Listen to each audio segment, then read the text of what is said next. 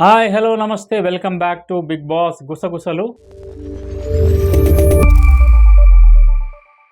Saturday episode జరిగిపోయింది and ఇద్దరు house chiefs ఎగిరిపోయారు. మరో కొత్త హౌస్ చీఫ్ వచ్చారు. ఇద్దరు హౌస్ చీఫ్స్కి ఎలా టీమ్స్ అలాట్ అయ్యాయి, ఆ టీమ్స్ పేరేంటి అనేది చర్చించుకునే ముందు నిన్నటి ఎపిసోడ్ గురించి ఒకసారి మనం మాట్లాడుకుందాం.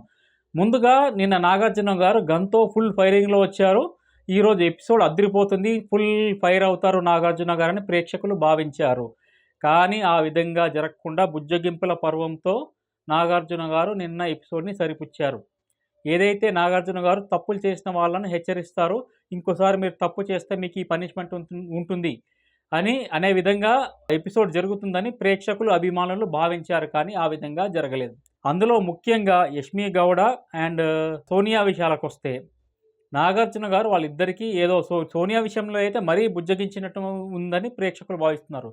ఎందుకంటే విష్ణుప్రియ విషయంలో జరిగింది, నాగార్జున గారు సోనియాని ఫైర్ అవుతారు, హెచ్చరిస్తారు, ఇది నువ్వు చేసిన తప్పు ఇంకోసారి చేయకూడదని హెచ్చరిస్తారని భావించారు. కానీ సోనియాకి ప్లస్ పాయింట్ అయ్యే విధంగా నువ్వు ఈ విధంగా చేస్తే నీకే నష్టం, అభిమానుల్లో నీకు నెగిటివ్ అభిప్రాయం వెళ్తుంది, ఓటింగ్ శాతం తగ్గుతుంది అని సోనియాకి హింట్ ఇచ్చే విధంగా మాట్లాడినట్టు ప్రేక్షకులు భావిస్తున్నారు.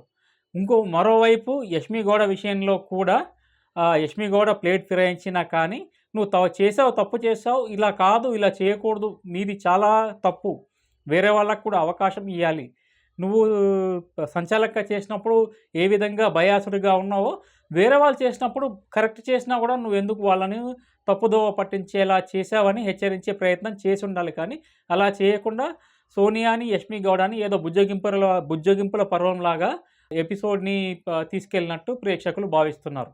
కాకపోతే ఎవరైతే ఎంటర్టైన్మెంట్ పంచడానికి హౌస్లోకి వచ్చారో బెజవాడ బేబక్క కానీ, మరోవైపు శేఖర్ భాష కానీ, ఇలా ఎంటర్టైన్మెంట్ పంచేవాళ్ళు బయటికి వస్తున్నారు. ఎవరైతే మొద్దు నిద్రపోతున్నారు కొంతమంది, టాస్కుల్లో సరిగ్గా పెర్ఫార్మెన్స్ చేయట్లేదు, హౌస్లో సరిగ్గా ఉండట్లేదు, ఏది మాటల్లో కానీ మిగతా వాళ్ళని కలుపుకునే విధంగా కానీ, ముఖ్యంగా ఆదిత్య ఓం ఇలాంటి వాళ్ళు హౌస్లో సర్వైవ్ అవుతూ ఎవరైతే ఎంటర్టైన్మెంట్ పరంగా ముందంజలో ఉన్నారో వాళ్ళు బయటికి రావడం బిగ్ బాస్కి ఒక విధంగా కీడు చేస్తుందనే చెప్పాలి.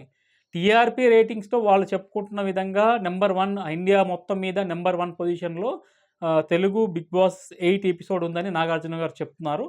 అయినప్పటికీ ఎవరైతే ఎంటర్టైన్మెంట్ పరంగా ముందంజలో ఉన్నారో వాళ్ళిద్దరూ బయటికి రావడం మాత్రం అభిమానులకు ఒక ఇంత అసహనానికి గురి చేస్తుంది.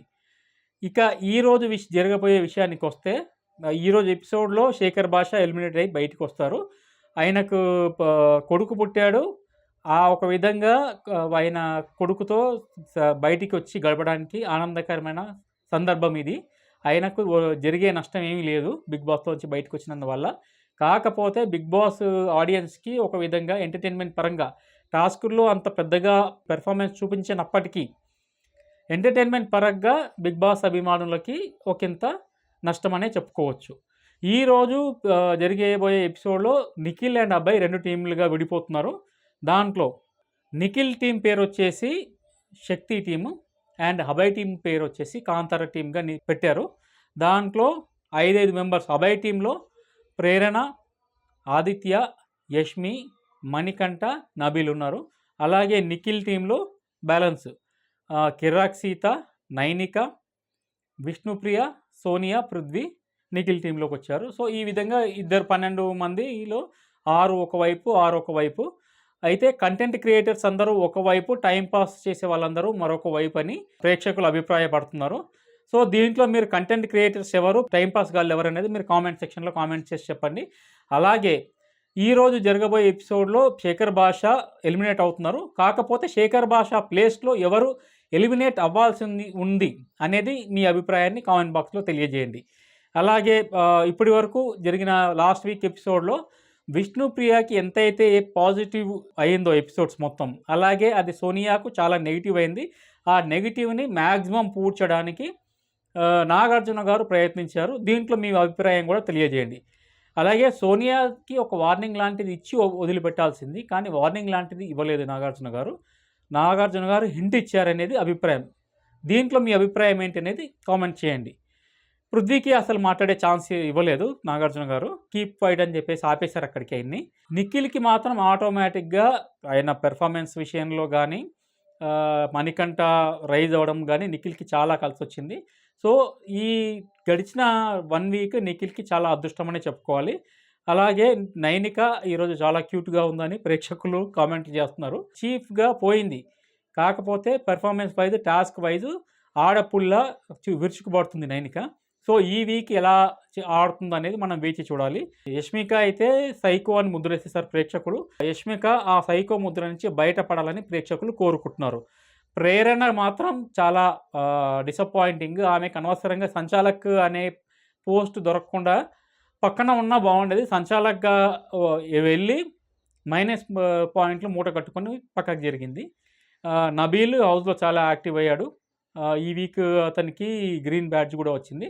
ఇంకోటి అర్థం కాని విషయం ఏంటంటే, గ్రీన్ బ్యాడ్జ్ వచ్చినోళ్ళు కాకుండా ఏ బ్యాడ్జ్ రాని అభయ్ హౌస్ చీఫ్‌గా సెలెక్ట్ అవ్వడం ఏంటి అంటే, ఎవరైతే హౌస్‌మేట్స్ ఉన్నారో వాళ్ళకి క్లారిటీ తగ్గిందా? లేకపోతే బయాస్డ్‌గా ఉన్నారా? లేకపోతే ఎవరైతే గ్రీన్ బ్యాడ్జ్ వచ్చి వాళ్ళు ఉన్నారో, యాక్టివ్‌గా ఉన్నారో వాళ్ళు హౌస్ చీఫ్ అవుతే మిగతా వాళ్ళకి తమకి ఎవరైతే వేరే వాళ్ళు అభయ్‌కి ఓటేసారో వాళ్ళకి నష్టమని భావించి ఇలా చేశారా? అనేది మీరు కామెంట్ చేయండి. ఇలాంటి మరిన్ని అప్డేట్స్ కోసం చూస్తూనే ఉండండి బిగ్ బాస్ గుసగుసలు. And don't forget to subscribe Everflix YouTube channel. జై హింద్.